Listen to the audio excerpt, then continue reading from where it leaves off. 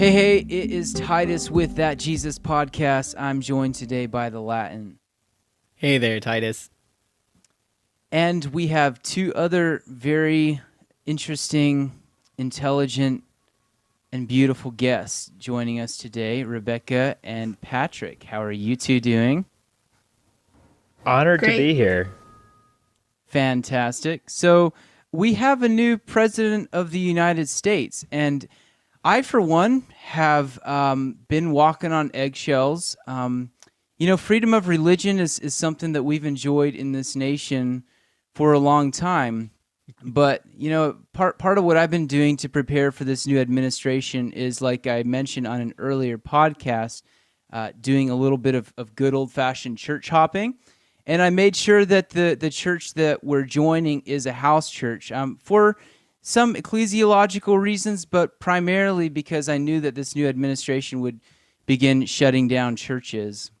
And so that really is something we're running into here. I don't know, how's it been for you guys, Drew and Patrick? I know you live in the United States as well. Have you been hiding your Bibles, getting rid of any crosses that you don't wear around your neck because you don't wear jewelry, etc.? Well, I guess I'm not really pro-Biden, but if you're just going to gauge the general religiosity of 46, is it, versus 45, Joe Biden seems quite a bit more religious than Trump. I would not expect. Well, the Antichrist appears religious as well, Mr. Drew. So True. That's just part of the cover of the agenda. Yeah. In all seriousness, I wouldn't be surprised if the religious freedoms we enjoy now are infringed upon in the coming 4 years, and we find them somewhat decreased. But I can't. Wait, you're actually serious right now? Yeah, I actually am. I would expect that, the general direction would be some reduction in some of the religious freedoms we enjoy, but that doesn't. For example, mean that... well, I have a job in a secular context, so I want to be careful here. But for example, some of the desire to acknowledge people's sexual identity and the lack of freedom to speak out against that from a religious sexual or Christian sexual ethic, some of that I would genuinely see as possibly being a concern. But I'm not afraid of it. It's just expected. And I have to be honest too. Whether it's fair or right or coming from a place of carnality, I am kind of breathing a sigh of relief now that Joe Biden is in office and we have a little bit less chaos, even if the world is ending with a whimper rather than the baying of Donald Trump, at least it's not a bang. So you have conscientious objections to acknowledging someone's sexual identity? I think we should talk about the poverty after show. Yes, we are here to have an after show on the fantastic interview we had with Merle Burkholder, and we will launch into that because Mr. Drew Latin is a little bit of a conservative bro, apparently, and when I began exposing that, Drew Latin exposed. Can I back up, Brother Titus? Sure. What I actually wanted to say is that watching everything that went down with the riots and the insurrection and just the whole fight around democracy in January, I'm getting it a little bit more why somebody like you and Patrick wouldn't vote. There's part of me that's just standing back and saying, when I choose to use the political system to speak truth, it is starting to feel like to me I'm expressing a lack of allegiance to Jesus when I do that. And it's not so much there are a lot of different reasons, but for me, I'm looking at it now, I'm like, wow, I don't want to have anything to do with this system because Jesus' system is so much better. And I know that's a tired kingdom Christianity trope, but that's what I'm feeling this week. There you go. Well, we're okay with Drew having. Can I still be on the podcast? Yes. We're okay with you having a little bit of a persecution complex as long as you're starting to come to the light on voting. So we'll give you a little ground there. But anyways, looks like my child is coming Respect over for here. being honest as your opinions change. Yeah, they actually absolutely. are. Unlike some people on this podcast, I actually hold my opinions with an open hand because I'm open to truth. Ooh. Wow, sick burn. I've actually changed my views before, Drew. Let me think of a recent theological position that I've shifted on. No, never mind. I've been right on everything forever. Anyways, yeah. So let's launch into our after show. We had a great conversation with Merle. He shared about his organization Open Hands and how they address poverty in majority world countries, but also in America. I found out in our Facebook comment section they're actually expanding to America, which is pretty cool. But Rebekah, we had you on the podcast today because you're not from America, and therefore we assume that you live in a nation that is poverty riddled. So a little bit of my, because I mean it's not America. So a little bit of my white savior complex kicking in here. Do you actually, all kidding aside, do you actually have a lot of poverty where you live, or what's the economy like? It's a little bit better, I'd say, a little bit more developed of a country because of colonialism. So unlike some countries with It took 15 seconds for you to start talking about colonialism. For everyone who knows Rebekah, this is her thing. And like just the fact that it literally took you 15 seconds to get into it is hilarious to me. Anyways, as you were saying, let's if we'd be doing shots every time colonialism is going to come up in this episode, we would not be following scripture. Go on. Well, no, I'm saying it's a little, that we had an economic head start. I'm always talking about the disadvantages, but that is one of the advantages. And there's in some countries in Asia, Southeast Asia, there's a huge swath of poverty, and then there's like an elite, extremely wealthy, wealthy class. Whereas here we do have a middle class, and generally there are swaths of poverty. But I would say the swaths of poverty are with like specific marginalized groups, and there is poverty, but there are like, social supports and stuff like that. So it isn't quite as dire as many other countries, I would say, though there are still needs. There always will be needs. I would even dare to say, like, I don't know.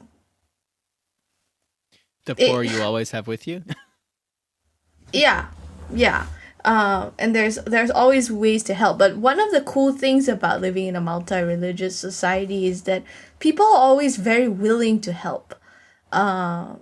Because you have people like Buddhists, Hindus, people of all religions. Generally, if they see a cause, they'll invest in that cause. So generally what I found is charities are very well supported here, as far as I know. Nice. Well, so one thing I wanted to talk about on this after show is something that Merle mentioned. He talked about, I think it was in one of his classes where they generally go through the book of Luke. And so he suggested this as an exercise where we would go through, one of the Gospels and write down everything that Jesus said about wealth, and then ask that question, what if we actually did this? Like, what if we actually followed what Jesus said about wealth? Because, we tend to be pretty proud of the fact that at least we like to think of ourselves as the type of people who literally follow all of Jesus' teachings. Like, we just take them at face value, we don't explain them away, and we live this out.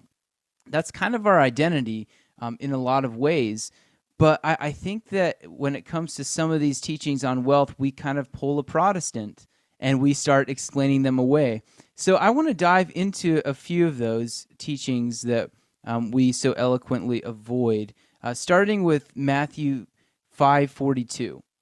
Jesus says, "Give to the one who asks you, and do not turn away from the one who wants to borrow from you." So Patrick, I would like $2,000 if you have it in the bank account. Are you going to be a Protestant and avoid following this teachings of Jesus, or will you cash app it to me right away? Silver and gold have I none, but such as I have give I thee. Well, if you're going to go there, then I need you to heal my neck pain immediately. I'll go all Bethel on you, yeah. No, that's honestly though actually a bit how I respond to that. Like, maybe this is explaining it away, but it doesn't say to give what the person asks for. If you ask for $2,000, I don't think it's saying that I need to give you $2,000. I think I need to give to you of what I have to help you. I'm cool with that still. What are you going to give me? You still have to send me something, bro. I think I'm probably not going to send you anything. So is that sin? And am I explaining it away?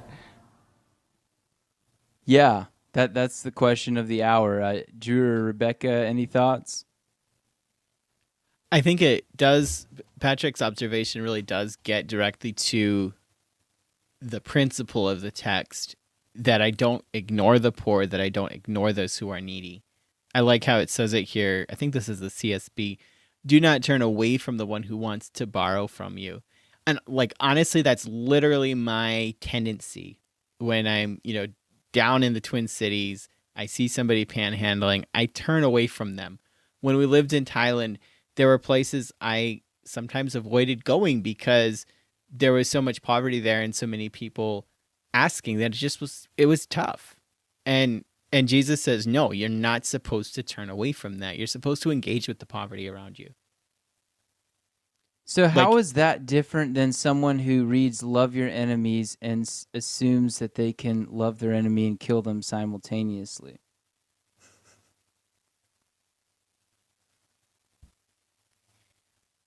Now I'm going to sound not just like a conservative bro, but like an evangelical enemy murderer, where I say that the Sermon on the Mount is full of hyperbole. Just because it's hyperbole, though, doesn't mean we ignore the message. And so, Merle talked about how they help each other lend money out. And if you're going to have a community of people lending money to each other, it's going to break down if you don't expect them to return it. Give to him who asks of you and don't expect it in return. I think we do have to take it contextually and look for the principle. But I recognize, Titus, that I'm treading on some pretty thin ice because it's easy to say, well, the context, or, well, if you look at the principle, we can just ignore the literal words. So yeah, I don't like you backing me into this corner, but yeah. Yeah, because I can hear someone saying that about love your enemies, like that's hyperbole. Like I should extend some amount of goodwill toward them, but like the idea that I can't kill them because I have to love them, Jesus used hyperbole. And so I don't have a good response to this either. Maybe Rebecca does, but what it does do for me is helps me extend a little bit of grace to people who use these same sorts of arguments that we use for these texts for my sacred theological cows, and realize that, hey, look, like I'm not completely consistent, and I can have a little grace for someone who might interpret some of these other teachings of Jesus a little bit differently than I do. I want to give Rebecca a chance, but I just have to sort of stand up and wave my finger a minute, Titus, because even if Jesus did not say love your enemies in Matthew 5, there's still many, many texts, lots of scriptural data that tell us that we don't fight with flesh and blood. We don't fight with swords. We are part of a different kingdom. So I think that there is a bit of a apples and oranges going on here. But there's also other scriptures about money that I'm about to read that support the cumulative case for an extremely hardcore view on wealth. So I agree. Love your enemies kind of is the proof text for me, because, I mean, it's not intuitive to say that we cannot go to war against Hitler. Like, going to war against Hitler is something I would be delighted to do. However, I cannot reconcile it with love your enemies. And I get it, there's other texts as well, but I think that what I'm trying to get at is just because it's not intuitive that we should give whatever someone asks from us is not a good reason to figure out a way to not obey those scriptures. And yeah, it's just none of us are completely consistent. And that's why I'm saying, like, when I see texts like this, I can understand how Protestants get to where they are on other teachings of Jesus. Point taken and agreed. One thought that comes out like give to him who asks of you. I think there has to be some level of wisdom involved. For example, if someone has a gambling addiction, you can't just like be this overly literalistic thing with things that would naturally, like, you do have to use some common sense or wisdom.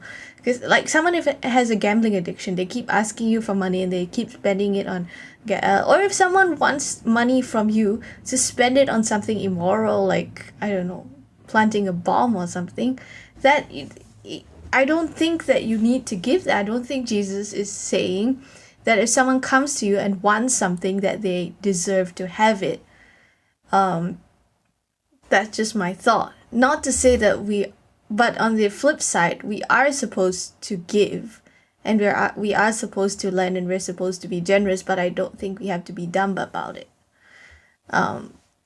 Some would frame, I won't mention the author, some would frame the Sermon on the Mount as something that you interpret through Jesus's command to take up our cross and follow him, or to like follow him in the way of the cross.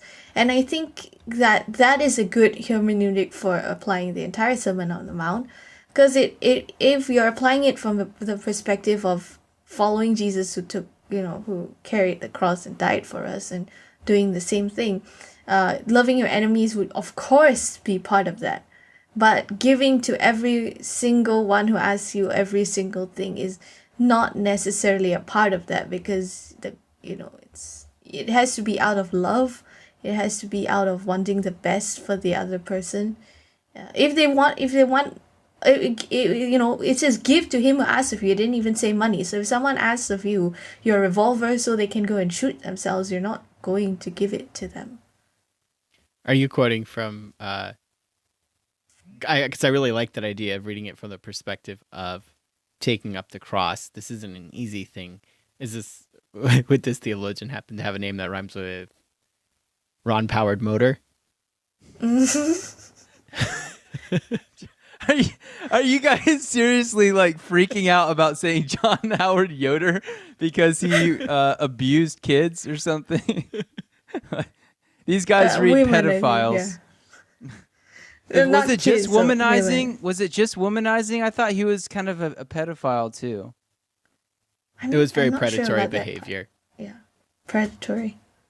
I seriously cannot get myself to read him, even though I want to. I read Bart. Well, I got Bart's book, Dogmatics and Outline, and then found out after getting it in the mail that he had a mistress his whole life. And I was like, well, I've got the book now. I'm going to read it. And so I have some practice in reading messed up authors, but I just can't get myself to get into the John Howard Yoders, because like we have to be consistent. I mean, I remember a Facebook status that I posted once that, about Martin Luther. I said, I have very little respect for Martin Luther. How could someone who did not bear the fruits of the gospel restore the true gospel to the church, right? If you don't bear the fruits of the gospel, how do you have the gospel? And I think if we're going to be consistent, we should apply that to the John Howard Yoders and the Ravi Zachariases, unfortunately, of our world. Well, it does play. I'm glad you guys were ashamed to say his name. You should be ashamed. Shameful. Yeah, the discussion about the Don Powered Motor does play into the discussion about poverty, because there is kind of a mindset of salvation through doing charitable acts. And James, the Apostle James, kind of talked about that, where, true religion undefiled is to care for the poor and the widows. But if we divorce, if we look just at poverty and are not thinking acts of charity, and we're not thinking about sexual integrity, we're not thinking about faithfulness to the biblical texts, we're missing it out. That's why we have 6 values instead of 1 value on this podcast. But Patrick, how There are you you go. caring for the poor? And honestly, what do you do when somebody asks to borrow money from you? You and I interact with some of the same community, Patrick, and I think you and I both have lent money out to somebody, knowing that when we did that, it wasn't going to be brought back to us. Yeah, man. I often try to. I've been saying yes more recently, just because I've been trying to learn to have less of a handle on my money. It's such a weird spot because it puts you in such a power position of like you have this thing that the person wants. And I often do try to leverage it a little bit, like to get a little bit of an interaction. Like, will you meet with me and we can talk about this some more? It's tough. I feel like I do get like a lawyer sometimes. Like I'll just ask around, and just try to figure out what's going on. I feel a little bit hurt. Like just not too long ago, I was visiting some friends and in a community similar to ours, and I picked up a guy by the road and we were talking, and he just gave me a really sad story, and he needed things. I bought him some food. It was middle of winter. He didn't have a hat. I gave him my favorite hat. And then I went to my friend's house and was talking about him and found out the guy had completely scammed me. He had everything he needed. He didn't need to be asking me for food and clothes and stuff.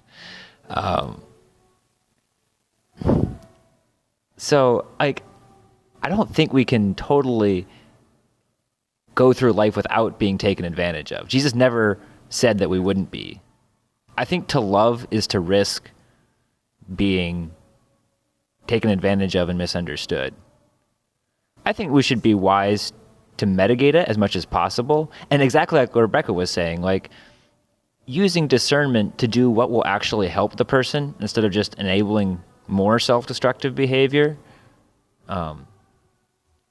Often when people would ask Jesus for something, sometimes he did give them exactly what they wanted. Other times he knew what the deeper need was and would give that to them. We have to be humble that we're not Jesus. But do you guys try to err on the side of you're okay with being taken advantage of sometimes? Or do you err on the side of I never want to enable someone?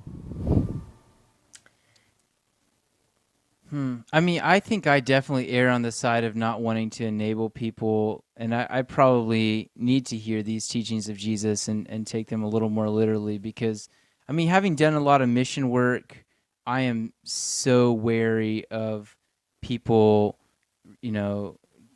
getting funds from America and using them in improper ways.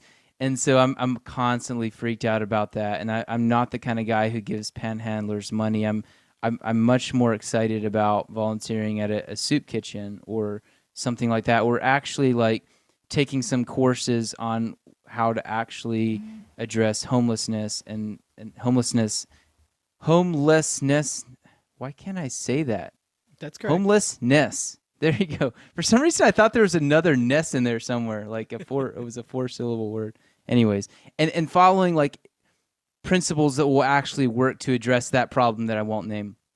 So yeah, but these passages definitely challenge me and help me to maybe rethink some of that, because there is sort of a whimsical way of going about this that Jesus seems to be promoting, where it doesn't. Jesus didn't say, wisely figure out what will help them and do that. He seemed to kind of be promoting the opposite, which of course we can't take to the extreme, but I think we should be challenged by this, even if we're the kind of people who want to help people intelligently. Like, obviously the most intelligent way to help people and the most effective way is the way that Jesus laid it out. And so we should be serious about following not only the principle, but also the method that he seems to be giving us. And I really like your thought. Like, what if we are as far from the truth as a evangelical American soldier is as far from the truth and loving his neighbor? Like, that is a thought that sometimes comes into my head. And I Yeah. try to think about like who would be someone that's living this out. And it's an example with some holes, but like it's been like a vlogger I've been watching on YouTube, a Franciscan monk. Like, is a monk's vow of poverty something closer to living out Jesus' teaching, do you think? Yeah, I heard a story of a missionary once who had the people he was trying to reach come to him and ask for a piece of his furniture. And so I guess I got to give it. So he gave it to them. And eventually word got around and everyone came by and asked for literally everything in his house until he had no beds, no furniture, nothing. And so they were sitting there on the floor. And eventually the people started feeling bad and they started bringing his furniture back. So he got some of his stuff back, probably enough that he had what he needed. So there are examples of people taking this literally, and it's, I think God does bless that posture as well, even though it might look differently for all of us. See how I threw that on the end there? Classic. Like it Yeah. might look differently for all of us depending on our convictions. Like this is why I'm saying like we sound so Protestant when it comes to these texts. Yeah, and the guy that the story, he's like the Dirk Willems of that part. Yeah, Well, exactly. you had another text you had mentioned, Titus, Luke 12:33, sell your possessions and give to the needy. I Yeah. think, and I heard some of this from Merle too, but even in my own experience in Thailand, part of the reason that it's so uncomfortable to give and it's so easy for people to ask is because there's an assumption of severe income disparity within our communities. So when you go down to, say, downtown St. Paul and you see a panhandler, there's an assumption that I do have a lot more money. I do have much more privilege than they do. When I was living in Thailand and working with different people, there was an assumption because of my white skin that I had access to far more resources. And I think this idea, he says, sell your possessions, which means I don't have access to my capital anymore. I don't have access to my resources. One of the things that I'm not saying we should take a vow of poverty, but functionally, if I know that I don't have access to, endless liquidity, that makes a difference. Like when we lived in Thailand, we were definitely living better than the lower income bracket we were reaching. But at the same time, we were living somewhat below like middle class there in northern Thailand. And that gave us, it was somewhat artificial, but it helped to know I don't actually have an extra 500 baht that I can throw at somebody. I need that this week. And if we can find ways so we're not just constantly rolling in the dough and we're reinvesting our money and we're not burying our treasure for when we retire or whatever, I think that might be a partial solution from what I'm seeing in the text. Does that make any sense? The Bible doesn't say that you can't have any savings. It's a big part of Asian culture to be very savings conscious. And I don't know, I like what Wesley says when he says like, earn all you can and give all you can and save all you Yeah. can. That's kind of like my motto too, because there has to be, we're not like, we're not, with monks, they're fed, they're taken care of the rest of Yep. their life. There isn't that kind of precarity that if we were to literally sell the roof over our heads, like what actually will we do when, and we're not supposed to have our own health insurance or retirement plan. I don't see that as a New Testament necessity. Yeah. I don't know what you're drinking, Patrick, but this is not the Joe Rogan podcast. Just wanted to let you know. So keep things PG-13. Go ahead, Drew. You were going to say something. No, I actually once upon a time thought when I was a student at IGO, the Bible school in Thailand, I wrote a paper on why I didn't think Christians should have savings account, retirements accounts, or health insurance. And I've repented of that Fun. position, but I'm kind of proud that I once held that position. Okay, Rebecca. Because I think we have to engage with the extremes of the text. Take no thought for tomorrow. We actually have to wrestle with what that means before we can, kind of swing back to making it realistic, making it practical. Yeah. Maybe it boils down to what you have been called or sent to do. If you've been called like Paul to go around to different places, that's the kind of like, yes, there is that precarity, and that is a level of assurance for him. But if someone has like 11 kids, they have to, be responsible and provide, because the Bible does talk about that too. Um, so there's different callings and different ways you apply it, I think. If someone has 11 kids, they just got a huge stimulus check. No kidding. Matthew Milioni, man, that guy is stacked. What are we going to get? 2,000 per person? So let's do the math. That's 24 grand. No, that doesn't even include him and his wife. That's 28 grand Matthew Milioni is getting. So Matthew Milioni, give to the one who asks you. You don't need 28 grand. You have a good business running. I don't actually think he listens to this podcast, but Maybe we should move on. anyways. Yeah. So Luke, go ahead, Patrick. That is the weird thing, just how relative it is. And like the example Merle had of the snowmobile, I have batted that around in church Sunday schools for hours, and it's really tough. I was going to say, Titus, I think you, or from what I know of each of you all's history, you're the one who lived, you took this the most extremely for a time in your life. Did you feel closer to God through that? Well, I don't know. Well, for one, it wasn't a very long period of my life, and Drew may have taken it more seriously than me. I don't know. What I did definitely try not to spend any money on myself unnecessarily. Now, I still did occasionally. Like I didn't go like full sleeping on the floor or anything like that. Mm-hmm. But I did really enjoy it, to answer your question. So when I was in my ascetic phase, it actually, the fact that I really enjoyed living that way kind of defeated the purpose, because, asceticism is a denial of pleasure. I really did enjoy it. And well, I mean, I remember it pride or probably partially, but I do remember one experience where I was walking out to my mailbox. I was in my late teens with a check for Christian Aid Ministries, which of course we all wholeheartedly endorse, right? And it was for a program they had called Save a Life, and it was specifically providing medical care and food for children who, according to their advertisement, would otherwise die, essentially, if they didn't get this money. And so I wrote out this check, and I was walking out there, and like the feeling of joy of being able to put this check in the mail and send it away, I actually believe was more pleasurable than if I had spent that on a new snowmobile, although we don't get snow in Virginia because of global warming.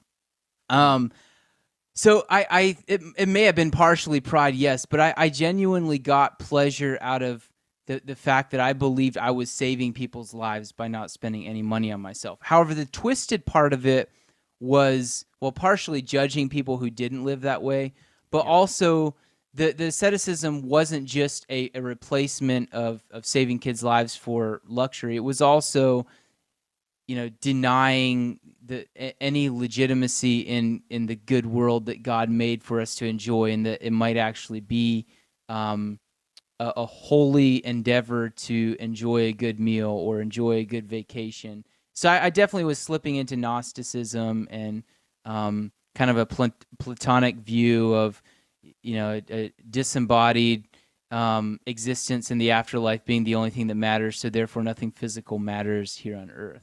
That was the twisted part of it, I would say. Heretic. Yeah. It really is hard to ask those questions. I remember one of my mentors in my teens and late teens, early 20s. He got to the point where he wouldn't even accept the gift of a free tube of commercially produced toothpaste because he knew that he could buy it, or he could make it from baking soda and water. And I remember one time in my late teens, I was moving somewhere and I needed a pillow. And I seriously wrestled, do I buy a pillow or not? Like, I don't need a pillow. I can use a wadded up towel, or I could just sleep with a rock or something. I really struggled with it. And I don't think that's a healthy place to be. That's not the peace that we see projected in the Sermon on the Mount. That's not, consider the lilies. That gets to be a little bit twisted. At the same time, I think it's good for everyone to wrestle in that way. Exactly. Like, that means you're taking the text seriously, you're taking the needs of the world seriously. So I think it's a good phase to go through, and if not to stay in certain situations. It's good to Go for it. I think it's good to consider, like, not rule out a radical interpretation. It's still good to have that as one. It's not, don't cut it out. Mm-hmm. And for sure, just always have the attitude of like, I know I can be way better. Of always wanting to progress more Christ-like in my handling of finances. Just never plateau on it. Hey, I really want to talk about Luke 14. Can we talk about it? Yeah, let's read that passage, Luke 14:12 through 14.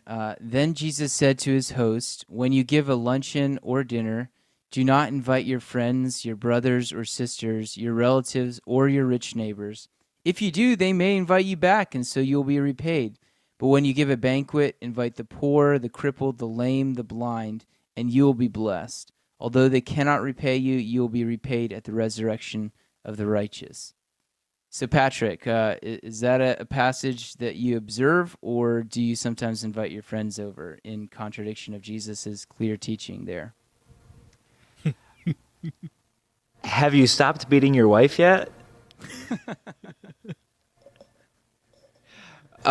This is one I've really wrestled with because Jesus was very specific.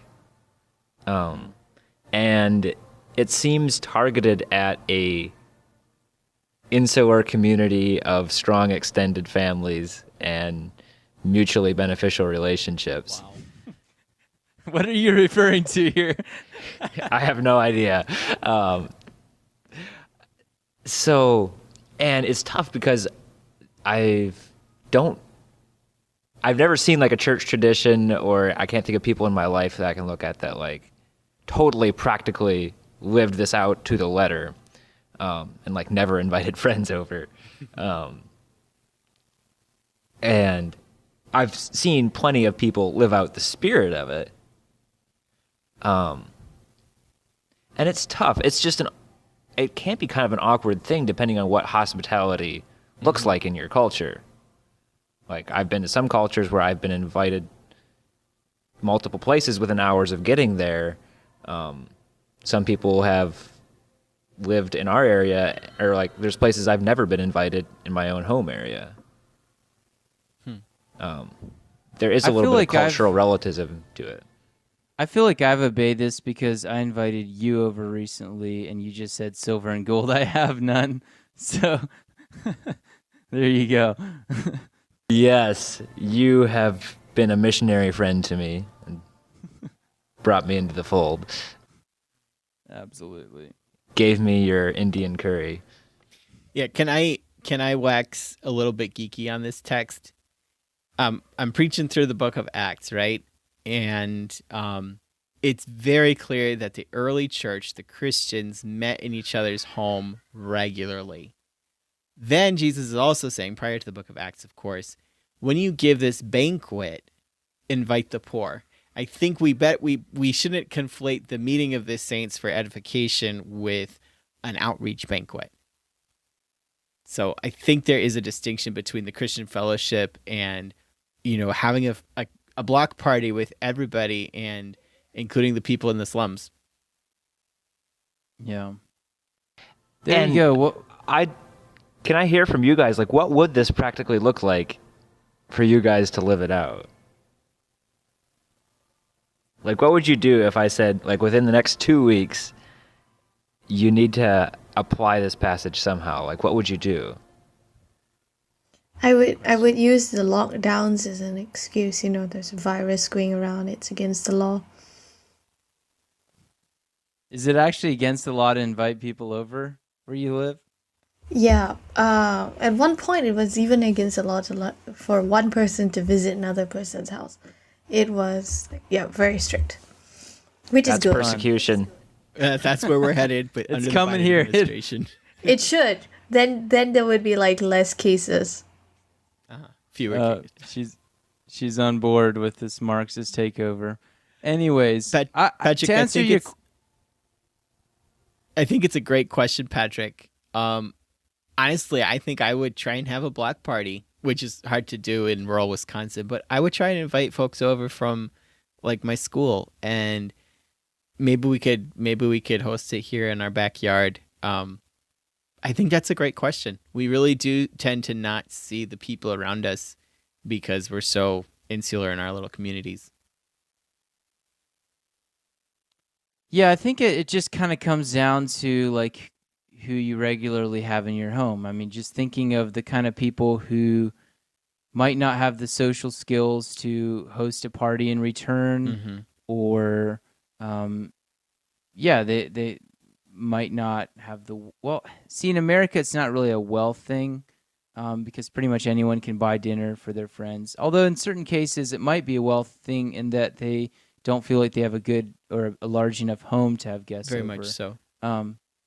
So yeah, inviting those sorts of people, for us, I guess it kind of ties in with how we're trying to reach people with the gospel. So people from other countries who are like visiting scholars in Charlottesville from China, for example, might not be comfortable in inviting us over as readily as, are inviting over Brenna's sister and brother-in-law or whatever. So yeah, this is me trying to say that I'm obeying this teaching, make myself feel better.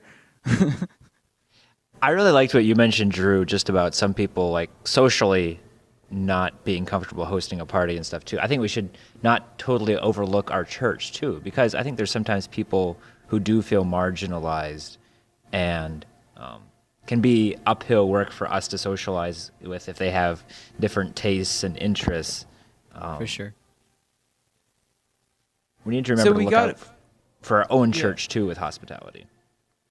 So we got a question from one of our listeners, Sarah Byler. I'm just going to read it here. She said, y'all talk about spending money, and y'all, because she's in Virginia and she knows how to use English properly. Y'all talked about spending money on ourselves versus on the needy, which is a good discussion to have. Could you take that further and talk about spending time on myself/my family versus spending my time making as much money as possible so that I have more money to give away? I think I would probably speak for all of us in saying that like caring for your family is really, really important, and that I think that the reason why poverty exists in a lot of situations is because people have not been, taking care of their kids very well, although not always. Often parents would do everything they could to care for their children and just are not able to. But yeah, I at the same time, there's a balance here. I've just been reading some Aristotle, and he's all about balance. So Jesus also talked about hating your father and mother in comparison to your love for Christ. So like there's tends to be, at least in our cultures or in conservative Mennonite cultures, there tends to be sometimes an idolization of family to the point where that's the only thing that matters. And like if it's not my kids, I don't need to worry about them, because it's not my responsibility. So that would be the other side of it, the other side of the ditch that I think would be easy to fall into. For sure. And with such dynamic things, I think it's awesome that the Holy Spirit can guide us. I'm not saying this is something I do, but like just to like prayerfully go over your credit card bill. And it's something I was been thinking about this today, and like watching a financial guy, and he like just analyzes people's credit card bills and talks about like where they're wasting money and stuff. And I was just thinking, like, what does it look like for a Christian to like just deliberately look over where their money does go and be more deliberate about lining it up with their spiritual goals. Yeah. I think before being like going all out and radical with it, a good place to start is just being responsible with what finances you do have. And I'm a big fan of being like financially, like not spending unnecessarily, stuff like that. I think that's a good place to start because when you're responsible or you know your finances, then you're able to you might find things that you could, find ways to save and more opportunities, more resources to share. But I guess where I would find it difficult is I feel like I need to trust a ministry or a person well before I would give. I feel like that is important. Like, I'm not just going to give to some random overseas organization and who knows what they're doing with it. They could be, there are some organizations that people have been giving to that have, not in, abused. They have, been, and yeah, doing, bad stuff to kids.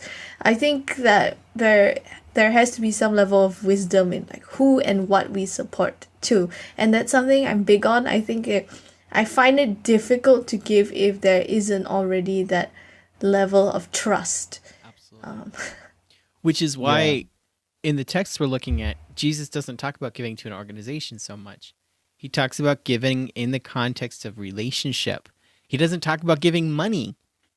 Like if somebody wants to borrow something, well, we kind of read into that money because we're Western capitalists with, I'm going to include Rebekah in that too. And we have to get away from this assumption that selling everything we have and giving to the poor means marching down to the mailbox and mailing a check off to the CAM orphans, Titus.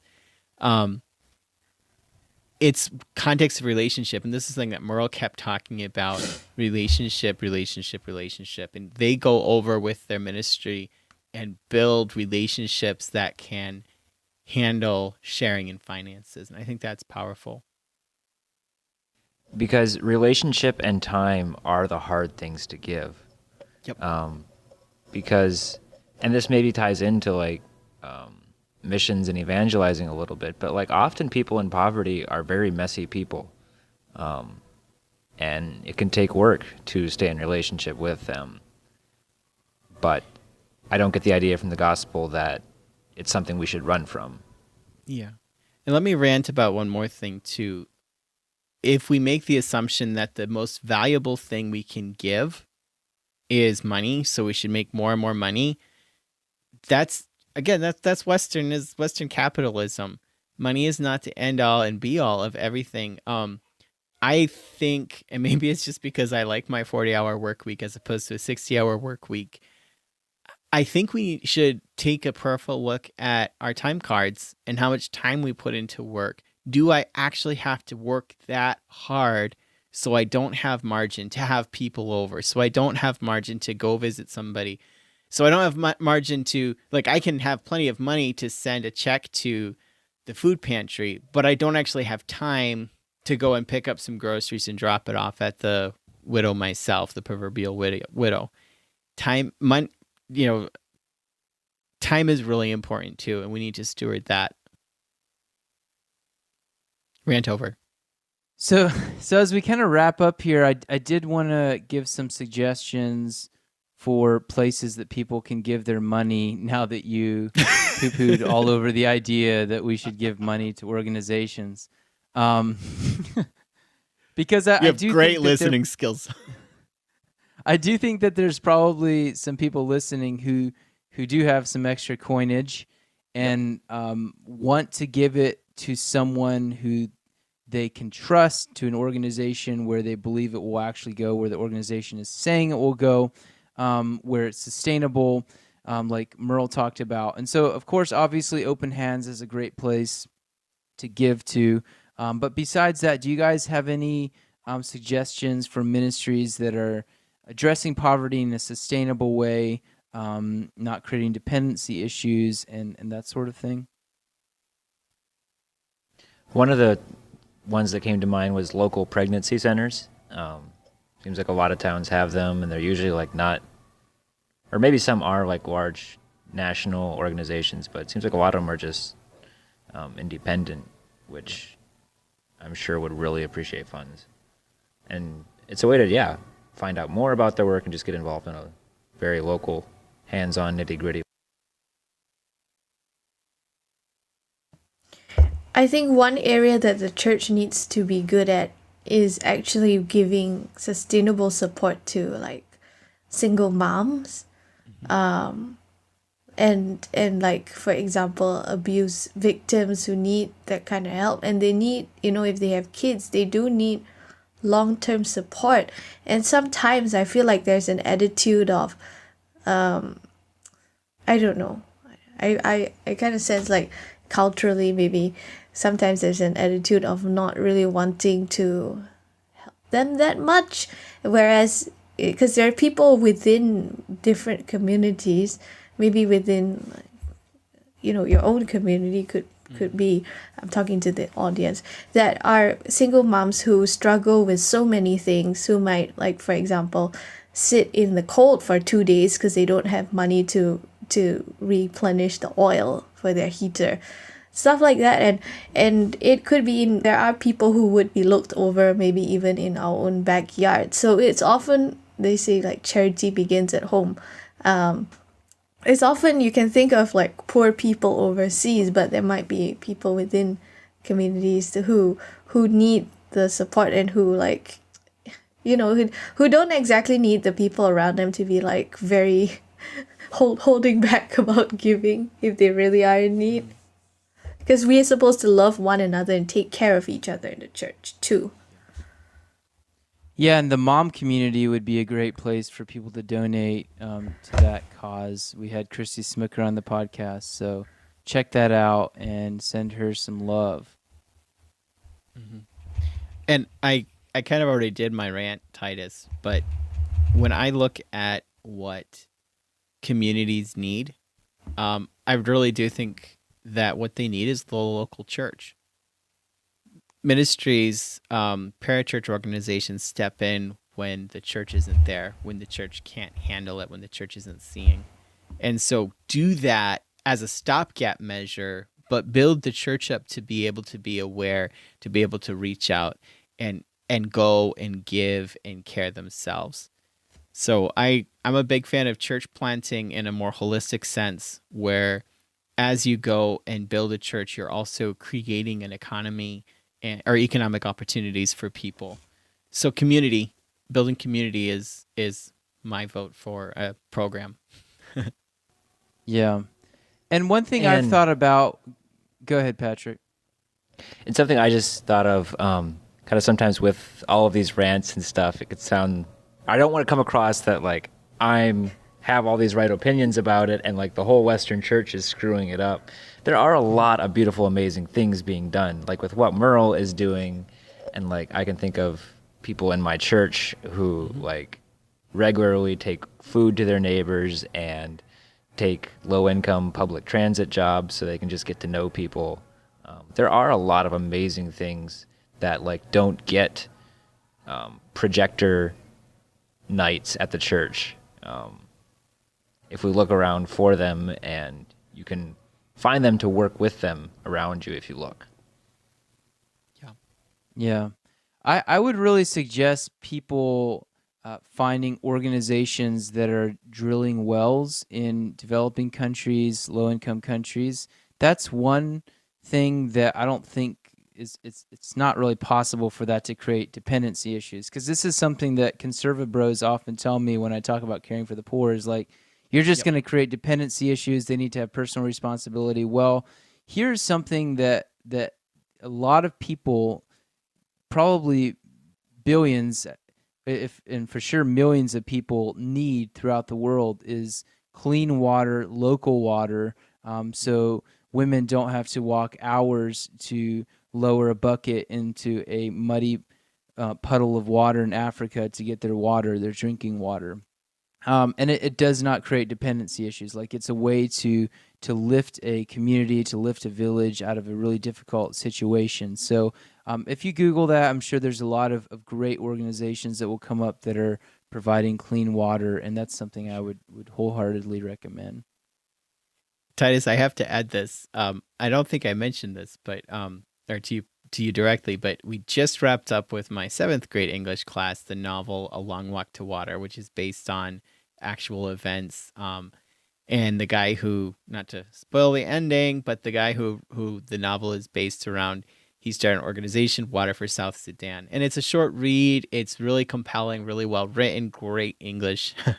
But it's an excellent example of the power of clean water and well drilling, and even how having something like a well in a community can create much more profound impact besides just having water, because the kids don't have to walk all day long to get water. They can go to school. They need the mechanical parts to develop the well and to keep things going, and so people start developing economically just because somebody went in and invested in a well. So A Long Walk to Water. Salva Dute is the guy who started that one organization. Sweet. Well, this has been a good convo, y'all. Thanks, Rebekah and Patrick, for joining us. Go check out Rebekah's podcast, Kingdom Women Podcast, and Patrick's podcast, Schro Bros, SCHRO Bros, wherever podcasts are found.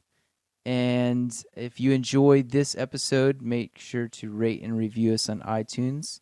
And we will see you guys next time. That's become my way of signing out of all these episodes. So I'm just trying to stay on brand here. That's great. How long can you comment on how you're signing out before you actually turn off the recording, Titus? I mean, we could talk about and analyze how you're signing out for probably another 5 minutes until you just keep your stick on the ice. We really should. I think that would be great content. So if we want to kind of suss that out a little bit, I'll definitely keep it in this episode. Any Did someone call for navel gazers? We got that in there. We got colonialism at the beginning from Rebekah, and we got navel gazing from Patrick. I'm going to hit the stop recording button, y'all.